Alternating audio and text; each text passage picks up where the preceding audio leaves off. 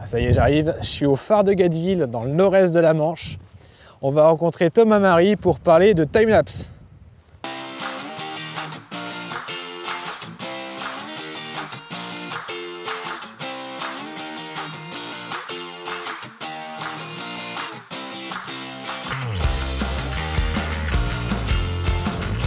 Salut Thomas. Bon, on va profiter un petit peu du rayon de soleil pour discuter. Écoute, je te laisse te présenter, dire un petit peu ce que tu fais. Ouais, donc je m'appelle Thomas Marie, je suis photographe de paysage depuis environ 3-4 ans, à laquelle je me suis mis plus sérieusement à la photo. Et depuis environ 1 an, je m'intéresse un petit peu plus au timelapse. Donc en fait, le timelapse, c'est un mode en fait, de vidéo, mais à base de photos, en fait, où on prend des photos à intervalles réguliers. Et donc ça peut durer sur 20 minutes, 1 heure, 2 heures. Et en fait, ça permet de voir le mouvement de la mer, le mouvement des nuages. Qui défilent. Voilà, c'est ça. En fait, ça accélère un petit peu le temps. Un coucher de soleil, ça va se passer en 15 secondes au lieu de se passer en 30 minutes. Voilà, des choses comme ça. Donc voilà, en fait, au début de l'année, j'ai fini de construire donc, le rail motorisé, du coup, pour le timelapse qui contrôle, ça contrôle la vitesse, le déclenchement.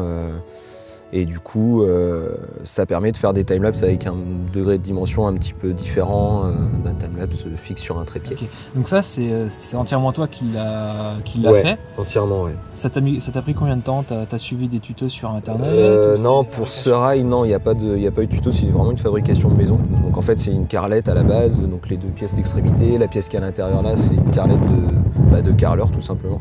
Donc on est parti de ça, qu'on a extrapolé avec le beau-père, on a un petit peu extrapolé. Lui, il a fait les parties en bois. Moi, j'ai fait tout ce qui est un petit peu plus mécanique. Et puis, du coup, voilà, ça a pris à peu près, vraiment à le faire complètement, ça a pris entre 2 à 3 mois, quoi. Entre la première version, la deuxième version, troisième version. Ouais, forcément. Voilà, ça prend du temps, quoi.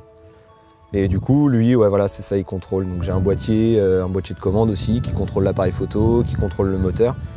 Et donc ça permet de faire ce qu'on appelle du move shoot move. En fait, l'appareil déclenche lorsque le moteur est enclenché. En fait, le moteur enclenche, il avance, l'appareil déclenche, le moteur avance et ainsi de suite, quoi. Okay. Donc ça permet de faire des choses assez sympas. Et en fait là, du coup, je suis sur un projet de timelapse d'environ 4-5 minutes sur tout le Nord-Cotentin, en fait. Où du coup, là toute la semaine, je parcours le soir.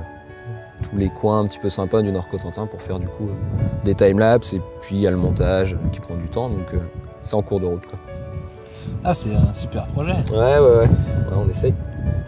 T'as une date de sortie de prévue déjà? La sortie, ça va se situer, je pense, autour du mois de mai, quoi, entre mai et juin, quelque chose comme ça. Là, ça fait 2-3 mois que j'ai commencé à en faire quasiment toutes les semaines, au moins 1 ou 2. Et ça prend beaucoup de temps. Après, il y aura le montage qui est déjà en cours, mais il manque beaucoup de séquences. Donc, okay. Donc ouais, c'est ça, vers fin mai, début juin, je pense, quelque chose comme ça. Bon, on va dérocher un petit peu ce qu'on a fait cet après-midi. Ouais. Alors là, en gros, j'ai importé sur Lightroom tous les RAW des images qu'on a fait tout à l'heure. Ouais. Donc dans la baie des Fontenelles, dans la Hague. Du coup, de la petite cascade caché derrière.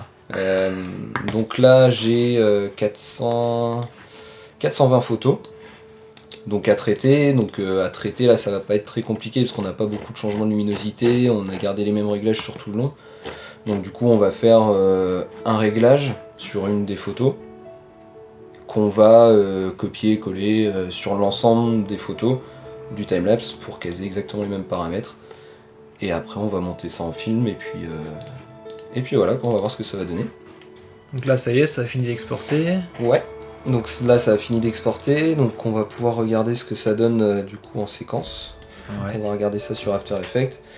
Donc on a importé tous les fichiers du coup de la séquence qui ont été exportés en séquence JPEG tout simplement dans After Effects. Et ça nous donne une séquence film directement.